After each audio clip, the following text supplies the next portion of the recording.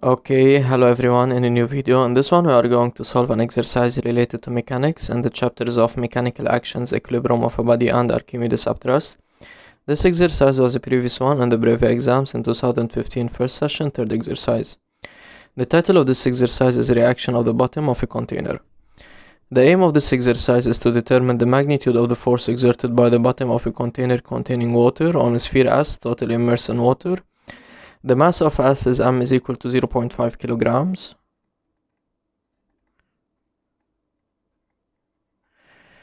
And its volume is V is equal to 2 times 10 to the power minus 4 meter cubed. So the volume is already given in the SI.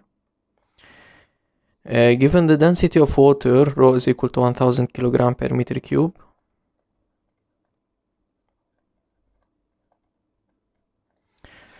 And the gravitational field strength is given by G is equal to 10 newtons per kilogram, which means that we are performing this experiment on the surface of Earth. So 10 newtons per kilogram, it means that for each kilogram is being acted by a force worth of 10 newtons. So part 1, the real weight. Number 1, calculate the magnitude of the weight W vector of S. So here, because we have a liquid, it's important to differentiate between the real weight and the apparent weight.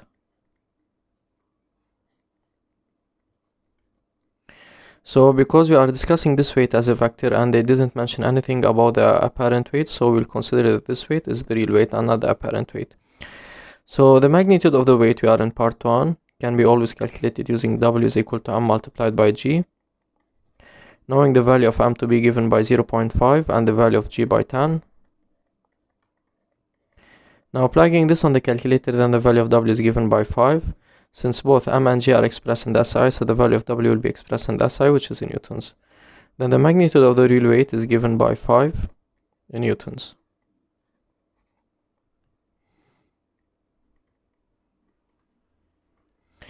Now in number 2, indicate the direction and the line of action of W. So we know that always the weight acts vertically downward. Then the line of action is given by vertical.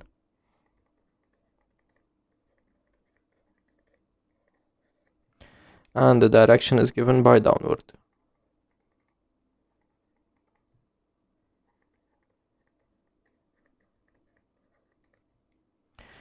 Now in part 2 of this exercise, the apparent weight of S. The sphere S is totally immersed in water as shown in the adjacent figure, so they mentioned this figure, now we can use it. And this statement is important that it is totally immersed in water, which means that the immersed volume is equal to the total volume of the solid S. Now, part A, calculate the magnitude F of Archimedes upthrust F exerted by water on S. Now, let's discuss the different methods that allows us to calculate the magnitude of F.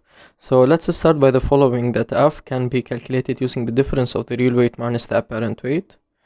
In this case, we don't know the value of the apparent weight, so this method in this case doesn't hold. Now, the other suggestion is given by the condition of equilibrium. So knowing that the sphere S in this case, because it is at the bottom of the container, it is at equilibrium. However, what are the forces acting on the solid S? So we have the weight in the first part. So let's apply the condition of equilibrium at equilibrium as a title.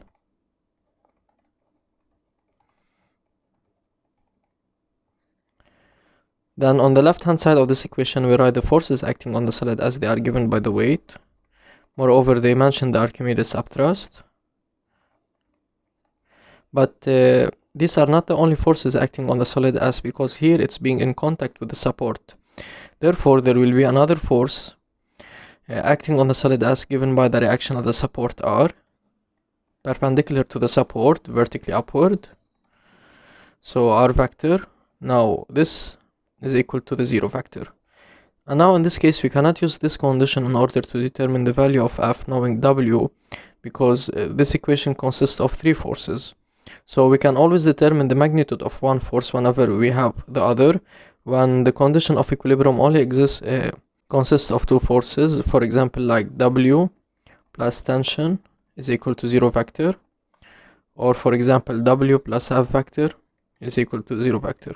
Whenever the condition of equilibrium consists of 3 forces, we cannot determine the magnitude of one of the forces knowing the other, because there is a third force which is unknown.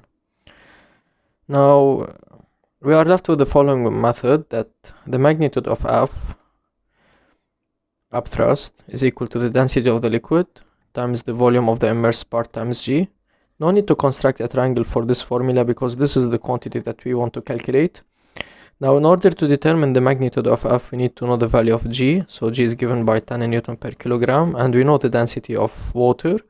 It's left to know the volume of the immersed part, but notice here that since S is totally immersed in the liquid, so the volume of the immersed part is equal to the total volume V, which is given to be 2 times 10 to the power minus 4 meter cube. Then let's justify that since S is totally immersed in the liquid, in this case the liquid is represented by water,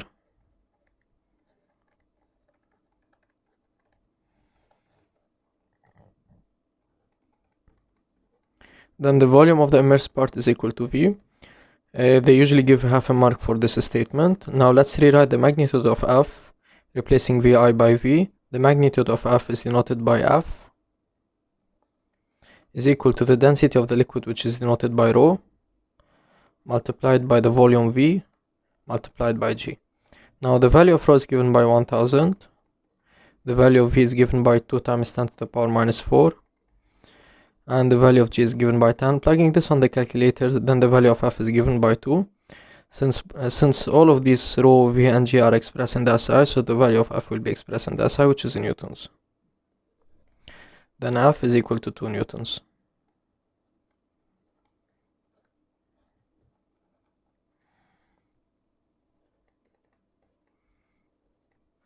So what does F represent?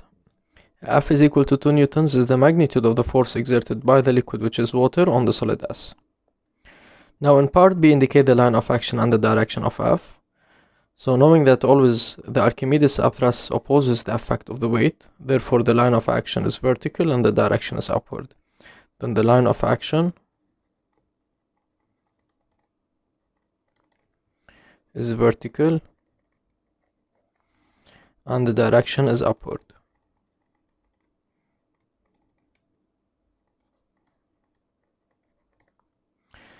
Now in number 2, deduce the magnitude W apparent of the apparent weight of S, and by deduce it means that we need to use the previous part. In the previous part we have determined the value of F. Knowing that F, the real weight, and the apparent weight are related via the following formula, that F is equal to the real weight, which is denoted by W minus the apparent weight. We are interested in determining the value of the apparent weight.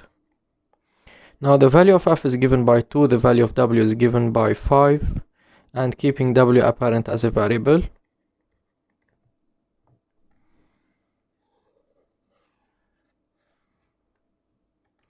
Now what's the type of this equation? It is a linear equation and one unknown. The unknown is W apparent. So how do we solve this equation? We put W apparent on one side and all the other numbers on the other side. Now dragging W apparent to the left hand side, so minus W apparent, W apparent will gain another minus sign, with minus it becomes plus, so it is W apparent. Leaving 5 in its place and dragging 2 to the right hand side, now plus 2 becomes minus 2. Now the value of W apparent is given by 3, since both 5 and 2 are expressed in newtons, so the value of W apparent will be expressed in newtons, which is the SI. Then W apparent is equal to 3 newtons.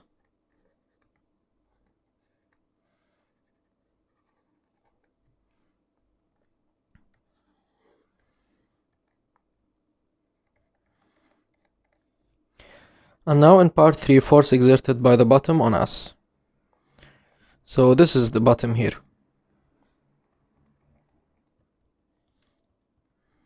This is the bottom of the container. The sphere exerts on the bottom of the container a force R1 of magnitude R1 is equal to 3 newtons. So what does the force R1 represent? It is the force exerted by the bottom of the container.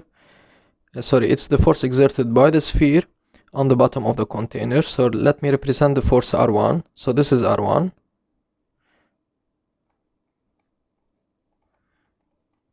It is the force exerted by the sphere on the bottom of the container. Knowing that the magnitude of R1 is equal to 3 newtons. Determine using the principle of interaction the magnitude of the force R2 exerted by the bottom of the container on S. So here they mention the principle of interaction. So let's state the two bodies that are at interaction. The two bodies that are at interaction are given by the sphere and the bottom of the container. So as the sphere S exerts a force R1 on the bottom of the container, so expect that the bottom of the container will exert another force on the sphere S. So this force is denoted by R2, which is the force exerted by the bottom of the container on S. Now in this case, let's represent the force R2, so this is the force R2. Now here they are telling me determine using the principle of interaction the magnitude of the force R2. So referring to the principle of interaction, let's write as a title according to the principle of interaction.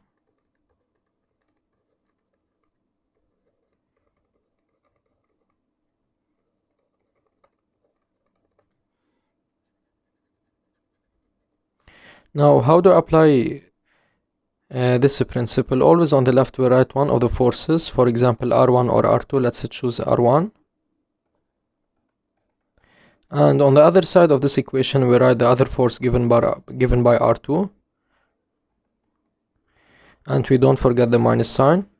So what does this equation tells us? That both forces R1 and R2 have the same line of action, opposite direction for the minus sign, and same magnitude. This equation is very similar, or it's exactly the same for the second equation for the condition of equilibrium. Now we are interested in determining the magnitude of the force R2 knowing R1, so we are interested in the magnitude of this vectorial relation. So let's say in magnitude.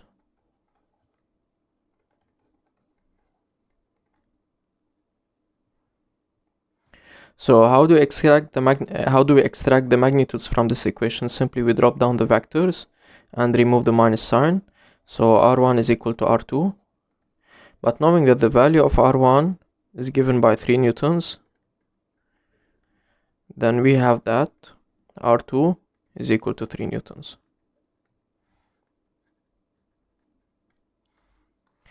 And by this we have finished solving this exercise. Hope it was beneficial for you guys out there watching it, and see you soon in another one.